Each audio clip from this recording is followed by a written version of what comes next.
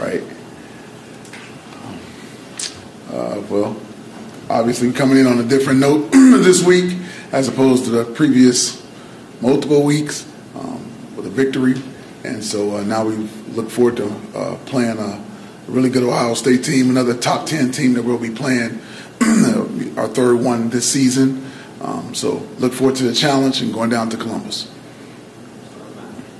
Harlan, Saturday you said you hadn't really talked with Sam about his future, whether he would play again in Bergen Red Shirt. He said he was undecided. I'm just wondering if you guys know the direction he's going to go at this point in time. You know we can't share that information. Keep them preparing. But no, we're going to do what's best for the team, and that's what he wants to do as well, and for him as well. So we're still working through it, to be honest with you. And then, if he was to decide not to play again this season, where would you go for depth at quarterback with Caton being the only healthy scholarship guy, Andrew behind him, and would you move somebody to quarterback, or do you think Noah can come back?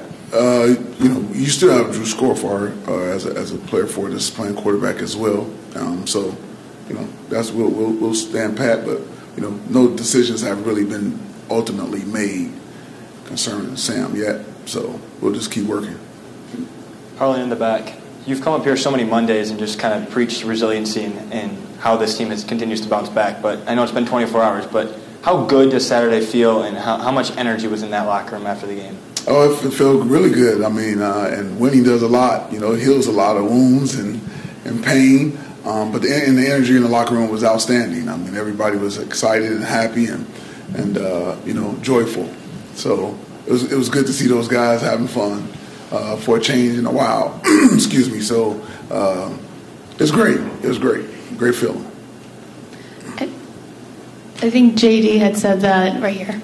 JD said after the game that that was the type of win that kind of brings life back into a team. How do you guys plan to just carry that momentum, knowing that you were about to face a really talented Ohio State team this weekend? Well, I told them this today in today's team meeting. We want to keep the positive energy going, and so that's what we want: positive energy. At all times from everybody, coaches, everybody, staff, support staff, training room, weight room. Positive energy is how you're going to keep it going. And your body language speaks of, negative or positive energy also. So we want to have great body language, positive body language. And there's a quote that I heard out there before. It says, be positive or be quiet. So that's what we're going to be this week and moving forward. Harlan, you obviously know what it's like as a coach to go down to Ohio State and win in a game that you're not really favored in. What does this team need to do this week in terms of maybe summoning up some of that mojo and carrying it? What are the things that they need to do beyond just being positive? Great attention to detail. You got to have great attention to detail. The previous two top 10 teams that we've played in Washington and Ann Arbor is 11 penalties with both games, so we can't beat ourselves. So that's so great attention to detail will help us not beat ourselves and get those costly penalties. So give ourselves a chance. Don't help them beat us. Make them beat us. Have them to earn the right to beat us. And so that's where we got to start. And then we move from there. But great attention to detail is always going to be a major factor. And that great attention to detail means, doing your job, playing with great discipline, great eye control, and great physicality.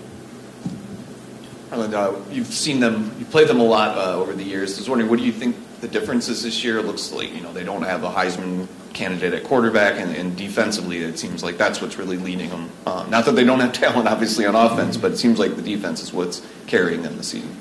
I see what you see. No, they're a good team regardless. They always get a lot of great talent down there.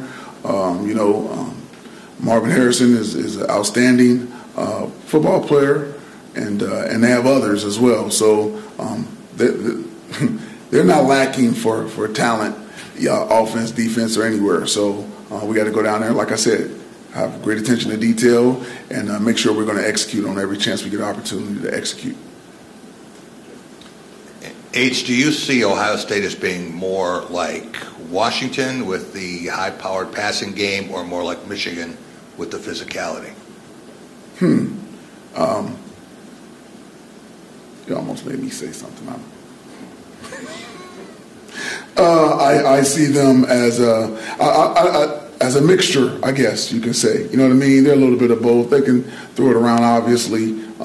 Different quarterback in Washington than Ohio State. A little bit different. He's been the quarterback there for a lot longer. He understands their offense probably better and more experienced. But it's kind of a combination of the two.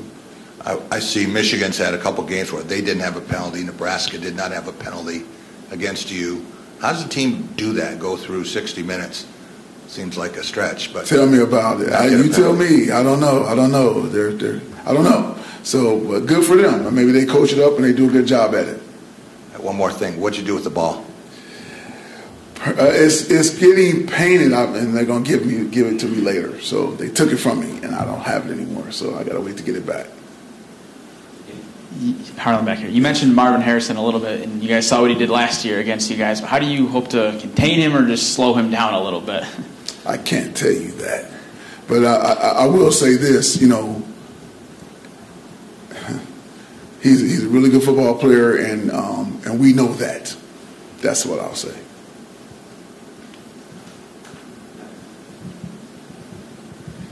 One of the biggest stories in college football right now is obviously the sign stealing scandal with Michigan. We asked you about that when Michigan was here.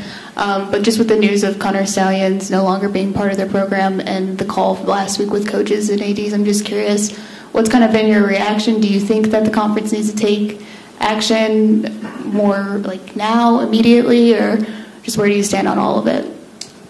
I'll reverse that back to you. What you think? Oh, usually.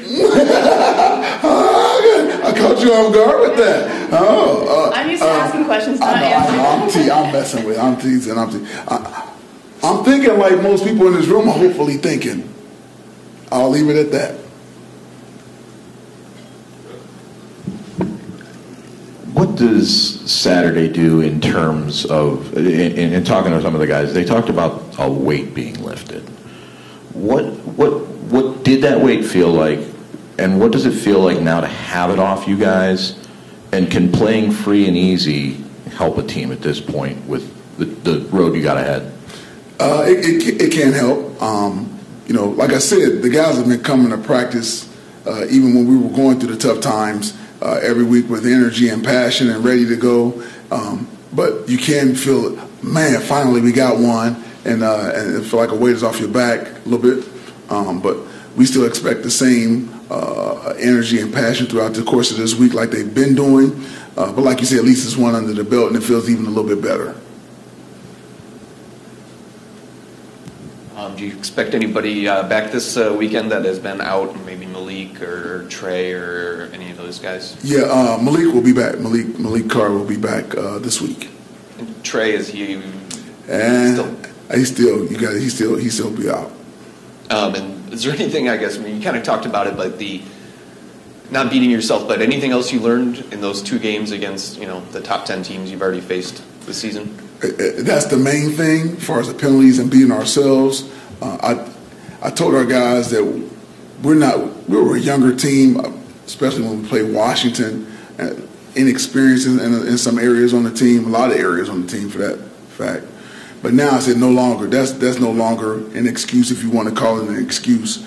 We got a lot of guys that got a lot of time in this year and played a lot of football. So now we got to go out and execute, and again have great attention to detail and perform under that type of situation, like playing Ohio State, a top 10 team. And so I think our guys, hopefully they've learned, got that experience, and feel comfortable and confident when they go out there on Saturday to go get the job done. Harlan, the decision to have Scotty up in the booth, and as somebody who's been a coordinator in that, what you get on the sidelines versus what you get in the booth, the advantages, disadvantages, and what was behind that? So I actually brought it up to him a few weeks back, and he was like, "Yeah." I said, "Just think about it. Just think about it." And he came back and said, "I feel more comfortable staying down initially." And then Minnesota, I said, "Man, go up." So, and like you said, as a coordinator, you watch so much film. When you're up in the booth, it's like watching film again. You see everything. And I said, man, I said, you will be outstanding in the box. As much film as you watch, you will be outstanding. And it's not like he's never done it. He was just, probably a little concerned about, sideline adjustments and things like that. And we assured them and the guys that were going to be doing it that they will get the job done on the sideline adjustments. I said, man, and so I think it's been good. I mean, it's been 2 weeks in a row now. I know he sees everything, and like I said, nobody knows the defense better than him. He brought this defense here, and nobody knows it better than him. And so he sees things right away and can call it out and get it fixed, as opposed to being down on the sideline.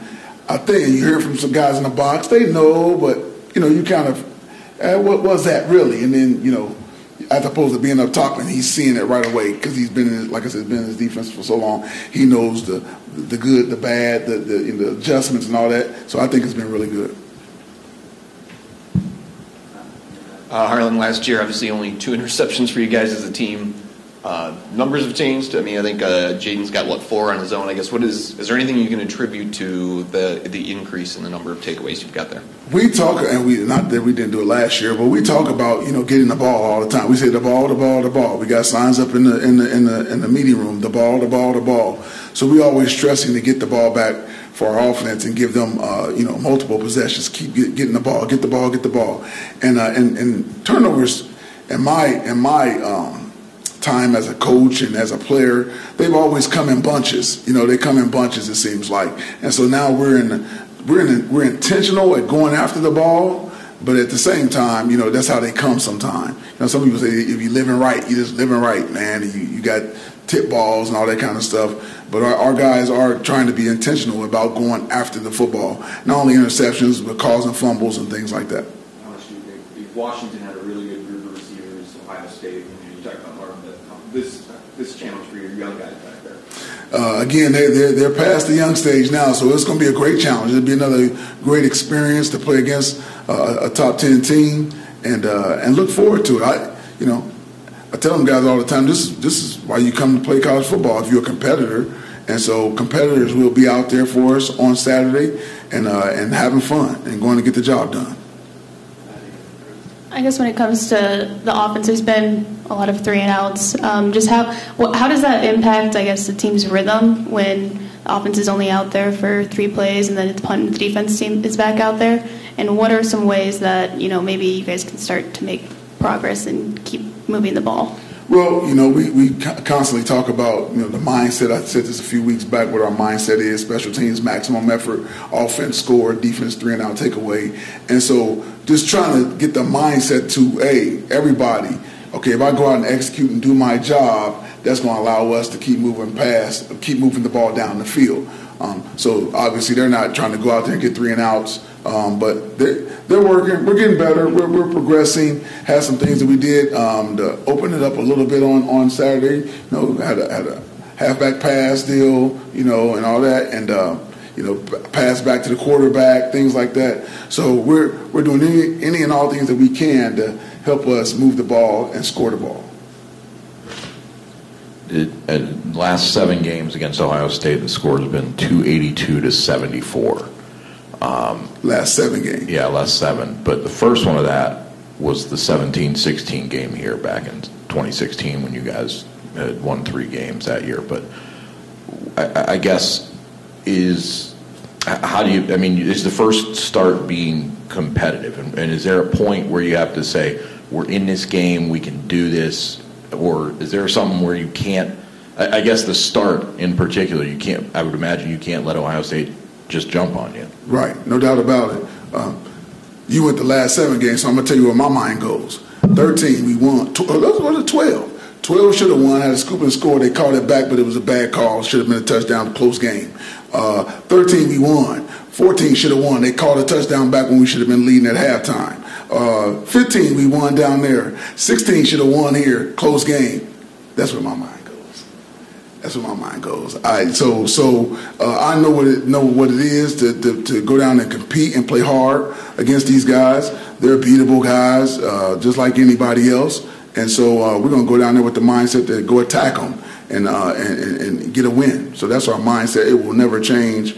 And I said last week, I think, somebody mentioned spoiler, and I'm like, that's a screw-up mentality. That ain't never been my mentality, and it never will be. So we're going down there to attack these guys and see what happens. But You went down there in 11, too. You forgot that. yeah, no, I didn't forget. I didn't want to go too far back on you. I didn't want to go too far back. And 12 was when the previous coach was there, so I just wanted to stay there.